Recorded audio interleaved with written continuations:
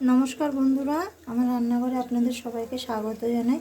আমি আজকে রুই মাছের কালিয়া বানাচ্ছি। তার জন্য আমি এখানে 5 টুকরো রুই মাছ নুন হলুদ মাখিয়ে ভেজে নিয়েছি একটু, এই যে লাল লাল করে।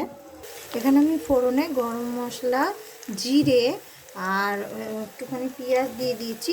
এবার এতেই আমি একটুখানি এই যে চিনি দিয়ে দিচ্ছি। চিনিটা অপশনাল, আপনারা যদি চান নাও দিতে পারেন। তো চিনিটা একটু মেল্ট হয়ে যাক। এবার আমি দিচ্ছি নুন, এবার দিচ্ছি হলুদ, এবার দিচ্ছি লঙ্কার গুঁড়ো, জিরের গুঁড়ো, ধনিয়ার গুঁড়ো, জিরের গুঁড়ো দিয়ে দিলাম। এখানে আমি আদা রসুন বেটে রেখেছিলাম, এটা দিয়ে দিলাম। এবার দিচ্ছি টক দই। এবার আমি টক দই ধোয়া জলটা দিয়ে দিলাম, বাটিতে জল ছিল।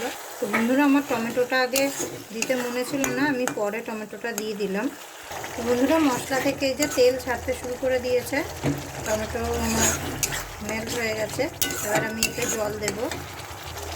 এবার দিয়ে দিচ্ছি জল। আমি তার একটুখানি জল দেব। আমি এতে আর একটুখানি জল দিয়ে দিলাম।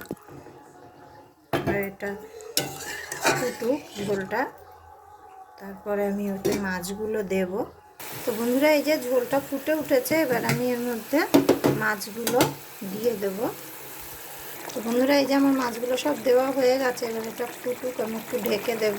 তো বন্ধুরা, এবার আমি ঢাকনাটা খুলে একটু দেখে নিই। আমার ঝোল আরও টানাবো আমি, আর একটুখানি টানিয়ে নিই। তো বন্ধুরা, আমার মাছের কালিয়া তৈরি হয়ে গেছে। আমি এবার নামিয়ে নেব। নামানোর আগে আমি একটুখানি ধনেপাতা কুচি করে নিয়েছিলাম, দিয়ে দিলাম এটা।